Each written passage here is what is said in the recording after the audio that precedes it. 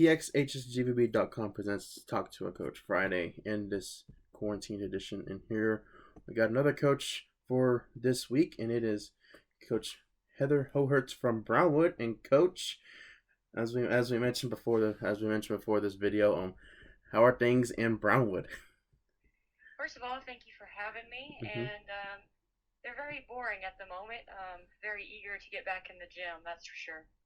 Yeah, absolutely. I probably feel the same way too if I was a coach too. But coach, looking back to y'all's season, it was a pretty solid season once again for the Lady Lions. Let's talk about your thoughts on what the Lady Lions saw in 2019-2020.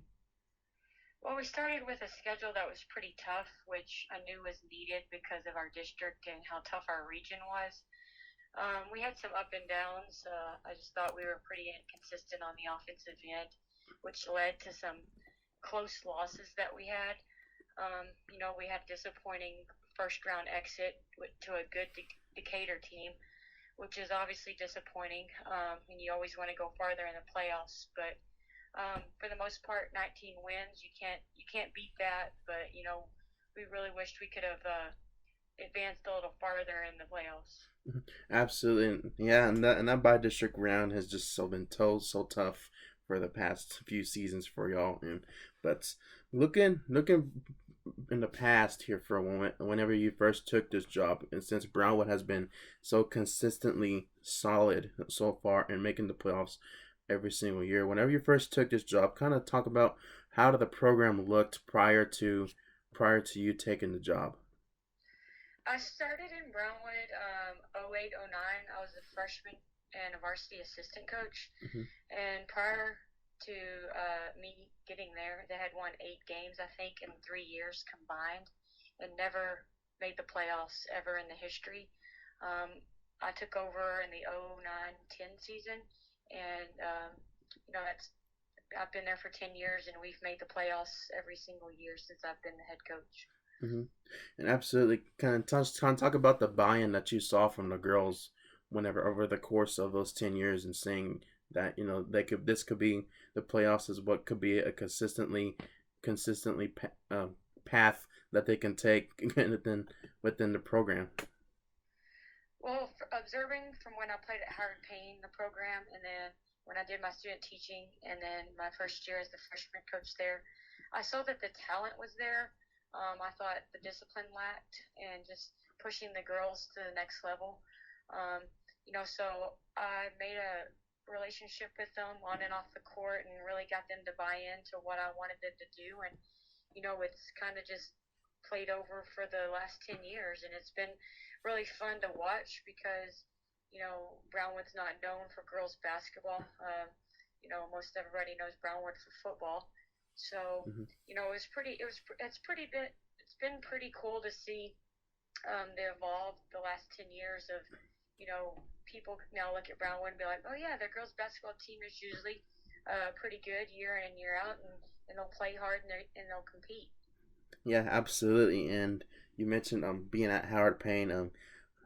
Talk about throughout your coaching careers. Can you talk about any of your influential figures that you have looked upon on whenever you were coaching?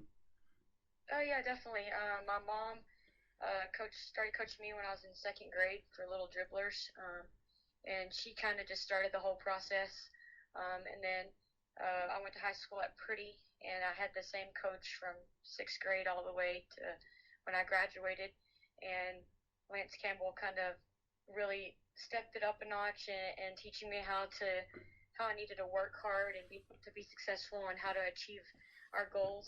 Um, we won state my senior year in '03, and that kind of just propelled to what kind of coach I wanted to be. And then when I went to Howard Payne, Coach Chris Kilsmeyer, he just kind of paved the way to the things I needed to do to be successful on and off the court. Kind of like my philosophies. My defense is based on what he taught me in college, and those are really the three important figures that have really stood out in my coaching career, to help me be successful, and they taught me a lot along the way. Yeah, absolutely. And of course, we're looking forward to the 2020-21 season as we are confident that this season will be played this coming season. We are very confident about it. But looking ahead to 2020-2021, what players, standout players that you will probably highlight for us for this coming season if we were able to go to a Brownwood game? Well, we're going to have to fill the void of our best player that we are losing to graduation. Um, but I think our three senior leaders will step up in the leadership role by example and by working hard. But I'm the main couple of players that I would look for is Kinsley Walker will be moved into our starting point guard role. I've kind of brought her along, started her out on the freshman team, and then let her evolve, and then moved her to the JV team. And so I think she's really ready to take that next step on the varsity level. Mm-hmm. And then the next one has been in the same position. I didn't want to bring her along too fast, so it would be Tessa Goodwin, and she will be a junior. And she's an all-around athlete, and it's someone that has just natural ability. She hasn't played basketball very long, but once that ball's in her hands, it's just all natural, and she makes the right reads. She plays defense. She has a great shot. She has touch away from the basket. So those two are who I'm really looking forward to helping us out the next couple of years. Mm-hmm. Absolutely, and of course, UIL did not do y'all any favors in realignment. I'm not sure who y'all made mad at the UIL, but y'all are in one of the toughest districts in the state in 6-4A. And we mentioned to a coach last week. We tagged it as the toughest district in the state. Whenever you first saw the district on realignment day, what were your thoughts? Well, seeing the realignments, nothing surprises me with what the UIL decides.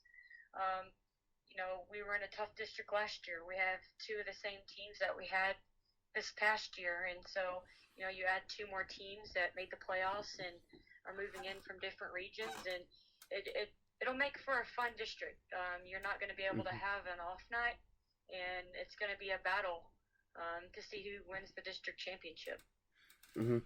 And absolutely. And then I got one final question for you. You mentioned that you went to high school in Pretty. I was looking at the UIL archives from, I believe it was state tournament, and I saw your name on there. So the final question is, can you still ball on the court?